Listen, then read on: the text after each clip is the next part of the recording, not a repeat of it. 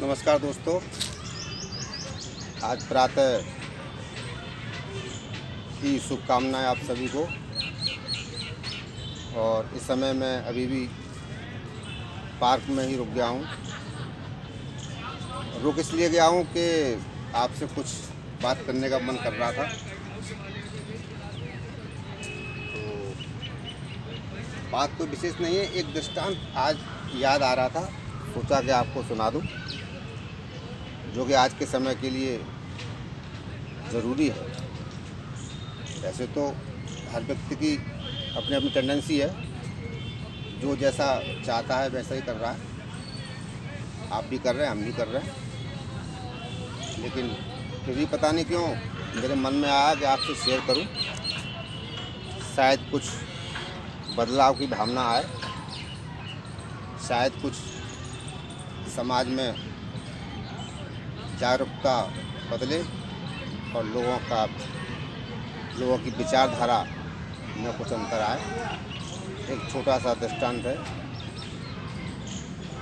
बात तब की है दोस्तों,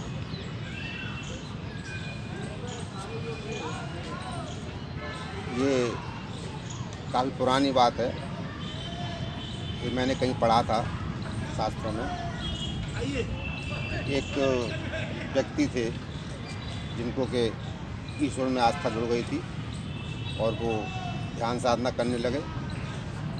और वो ध्यान साधना करते करते एक दिन वो जो नदी के किनारे, रमणीक स्थान था, और नदी के किनारे बैठ के वो तपस्या करने लगे, ध्यान करने लगे। और आपने पढ़ाई होगा, हमारे शास्त्रों में ही है कि जो ध्यान साधना में आगे जाता है तो धीरे धीरे तो उस स्थिति पे आता है कि जब ईश्वर या देवी देवता उसकी परीक्षा जरूर लेते हैं। और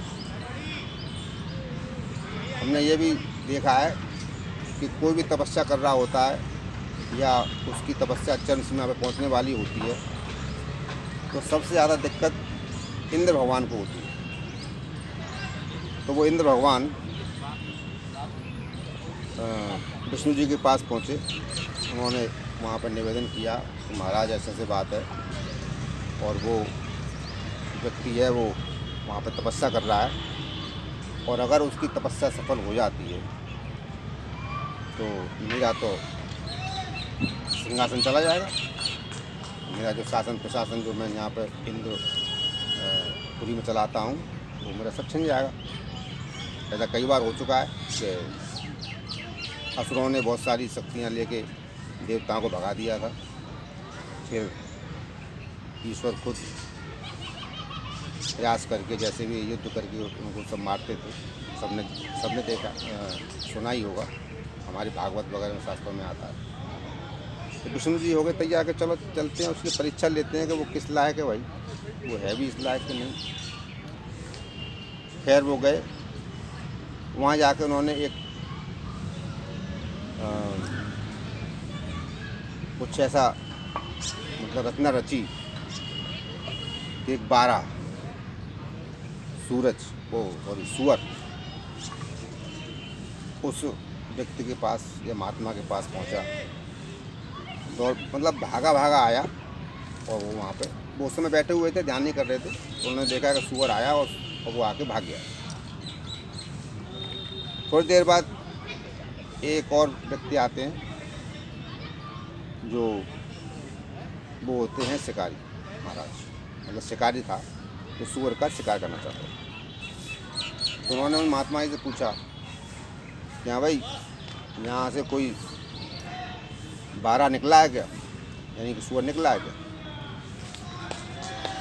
बोला कि अब एक बात और मैं बताना चाह रहा हूँ यहाँ पे कि वो व्यक्ति जो थे वो काफ़ी सत्यवादी थे, और उनकी सत्य की चर्चा दूर दूर तक थी।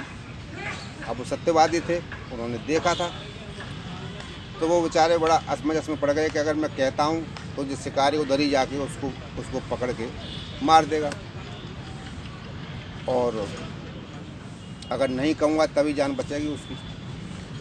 तो उनके दिमाग में एक युक्ति आई। उन्होंने क्या आई, उन्होंने कहा कि देखो भाई, देखा है,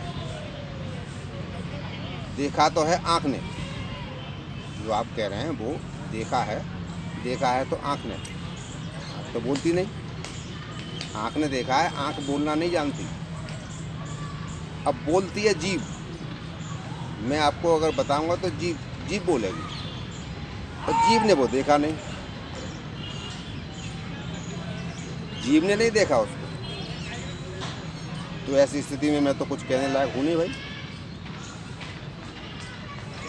तो जब इस तरह से उनका जवाब सुना तो वो दोनों ही लोग, जो 12 बन के दौड़ा और जो शिकारी बन के आया, तो दोनों, एक उसमें सुअर जो बन के गया था वो थे इंद्र भगवान, और जो शिकारी बन के आए थे वो थे विष्णु भगवान।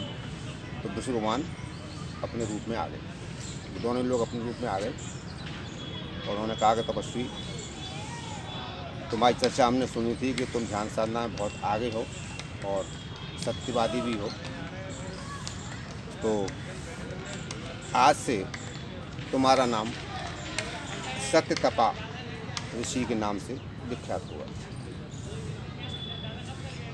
खैर जो भी था, उन्होंने आशीर्वाद दिया उनको और वो वहाँ से अपने देवलोक को सब चले गए दोनों लोग। इस कहानी का मकसद मेरा कहने का इतना सा है दोस्तों, कि आज क्योंकि हम कलयुग में हैं, तो सत्यतपा ऋषि तो यहाँ कोई हो नहीं सकता, अगर होगा भी तो रह नहीं सकता, क्योंकि चारों तरफ झूठ का बोलबाला है। लेकिन क्या ऐसा हो सकता है कि हम सत्य न बोलें, कोई बात नहीं, हम सत्य न बोलें कोई बात नहीं, लेकिन झूठ बोलने का प्रयास न करें, झूठ न बोलें, ऐसा तो कर सकते हैं। हम सत्यता की बात नहीं कर रहे, क्योंकि कलयुग है, बिना झूठ के तो काम चल नहीं रहा। सत्यतपा तो यहाँ बनना मुश्किल है, क्योंकि कलयुग है, चारों तरफ बात है। आपने कोई सत्य बात कही और आप पर जो सामने होगा वो आप पे हावी हो जाएगा, तो आपसे हाथ पर चलाएगा, क्योंकि आपने कोई बात सत्य कह दी। तो दोस्तों, मेरा आपसे विनम्र निवेदन है कि झूठ बोलिए। मैं नहीं कह रहा हूँ कि आप सत्य बोलिए, आप झूठ बोलिए, लेकिन उतना बोलिए जहाँ उसकी ज़रूरत है। ज़रूरत किस तरह की, कि हम लोगों ने देखा है, आपने भी देखा होगा कि जनरली आज के लोगों में झूठ बोलने की आदत ही पड़ चुकी है। और वो आदत कैसी बन चुकी है कि जैसे कि आप किसी के यहाँ जा रहे हैं, वहाँ कोई प्रोग्राम है, वो आपको फ़ोन करते हैं, अरे भैया कहाँ हो, इतनी देर हो गई, प्रोग्राम शुरू होने वाला है। बोले बस जा मैं फंसा हूँ, अभी आ रहा हूँ। वो उन्होंने झूठ बोल दिया, क्योंकि एक्चुअली वो अभी घर से निकले ही नहीं। ये बताइए भाई साहब कि अगर वो सत्य बोल देते कि भाई साहब अभी देर हो गई है, घर से नहीं निकल पाए, अभी हम पहुँच रहे हैं, तो कौन सा पहाड़ टूट जाता है या वो उनको गोली ही मार देते? नहीं है ना। तो इसी तरह से बहुत सारे झूठ हम ऐसे ही बोलते हैं। जैसे आप किसी के घर गए, किसी ने कहा भाई खाना खा लीजिए, आपकी खाने की इच्छा नहीं है, वो बात अलग है, लेकिन आप कहेंगे नहीं हम तो खा के आए साहब। आप एटीट्यूड में एक एक्स्ट्रा एटीट्यूड दिखा रहे हैं, नहीं खाना वाना हम खा के आए, बेशक आपने खाना न खाया हो, क्योंकि आपको मालूम है कि 1 घंटे बाद हम घर पहुँच जाएंगे तो वहाँ खाना खाएंगे, वहाँ आपको खाना नहीं है, बस ये आपका मकसद है, लेकिन आपने खाम खा झूठ बोला। तो मेरा आपसे इतना ही निवेदन है कि सत्यवादी बनना मुश्किल है। प्रयास हमारा ये होना चाहिए कि झूठ कम से कम बोलने की नौबत आए। एक हमारी जो आदत में आ गया झूठ बोलना, ऐसे झूठ को हम अवॉइड कर सकते हैं, इतना तो हम कर ही सकते हैं। बाकी सब अब आपकी अपनी अपनी नेचर है, जैसी भी है। सारे लोग स्वतंत्र हैं यहाँ पर, क्योंकि अपने देश में जनता राज्य है, जनतंत्र है, सब लोग स्वतंत्र हैं। बोलने की आज़ादी है, अभिव्यक्ति की आज़ादी है, जैसा कि कन्हैया लाल कहते हैं, कन्हैया जी आप जानते ही होंगे। तो मेरा आपसे विनम्र निवेदन एक बार और है कि आप झूठ बोलिए, लेकिन झूठ की एक सीमा बना लीजिए, एक लिमिट बना लीजिए और अनावश्यक झूठ न बोलें। आज के लिए इतना ही। आगे के एपिसोड में एक और मैं आपसे निवेदन करना चाहता हूँ कि जो कुछ भी मैं बोल रहा हूँ ये मेरे खुद के विचार होते हैं, जो मेरे विचार दिल में आता है वो मैं आपसे शेयर कर देता हूँ। इसके पीछे मेरी कोई ऐसी भावना किसी के प्रति नहीं होती है। हाँ, जैसा कि मैंने पहले बताया कि मैं हर तरह की वीडियो बनाता हूँ, डांस की और गज़ल की, बच्चों के साथ, मतलब खुद को खुश करने की कोशिश करता हूँ और आपको भी खुश रखने की कोशिश मेरी है। मेरा प्रयास है कि आप भी खुश रहें और हम भी खुश रहें। परेशानियाँ तो सबके जीवन में हैं, ऐसे ही रहेंगी, ये ज़िंदगी है, ये जीवन एक युद्ध है जिसको हम लड़ते हैं। तो इसको आप जारी रखें, लोगों के साथ व्यवहार अच्छा रखें, प्रयास करें। वैसे तो आजकल इतना टेंशन में आदमी व्यवहार सही हो नहीं पाता, लेकिन फिर भी प्रयास करें, सबसे प्यार से बोलें, बात बात में क्रोध न करें। और अगर इससे बचना है तो प्रातः-भ्रमण का नियम बना लें, योगा एक्सरसाइज का नियम बना लें, उससे विल पावर भी आपकी बढ़ेगी, क्रोध भी आपका कम होगा, श्वास भी आपका सही होगा, बहुत सारी चीज़ सही होगी। जैसा कि मैंने बताया कि यहाँ मैं इस समय पार्क में हूँ। वैसे तो मेरा टाइम हो चुका है, लेकिन ये कहने का मन था तो इसलिए मैं रुक गया। और एक और उन लोगों से मैं कहना चाहता हूँ, एक्चुअली मैं आपको पता ही होगा या जो लोग मुझे जानते हैं कि मैं सरकारी सेवा से रिटायर्ड हूँ, तो कुछ लोग हमारी गाने की एक्टिंग या गज़ल या इस तरह की कुछ फ़नी वीडियो जो हमने बनाई है उसको देख के सीधे तो डायरेक्ट कभी नहीं कहा, लेकिन दूसरों के माध्यम से आता है गरीब वो तो सटिया गए हैं, मौज मार रहे हैं, फालतू हैं, मतलब इस तरह से कुछ न कुछ बात लोगों की है।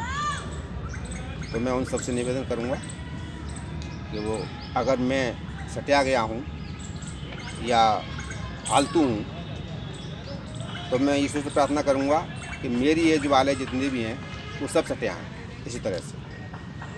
वो इसलिए कि मैंने गाना गाया था, ज़िंदगी एक सफ़र है सुहाना, यहाँ कल क्या हो किसने जाना। उसको आप सुनना, यूट्यूब पर जाकर नीरज पुल से स्टाफ स्पीकर पर भी बोलेंगे तो मेरा अकाउंट खुल के आएगा। सारी वीडियो उसमें मैं डाल रहा हूँ। तो मैं उन लोगों से विशेष निवेदन करूँगा कि जो कि खिंचाई करना चाहते हैं या करते हैं, करें। उनको अगर खिंचाई करने में आनंद आ रहा है तो करें, मैं तो आनंद की बात कर रहा हूँ। आनंद की बात है, करिए। किसी को बुरा लग रहा है तो वो आपका मन है, पर मुझे तो आनंद आ रहा है। तो मैं चाहता हूँ आप भी आनंदित रहें, खुश रहें, मस्त रहें। नमस्कार।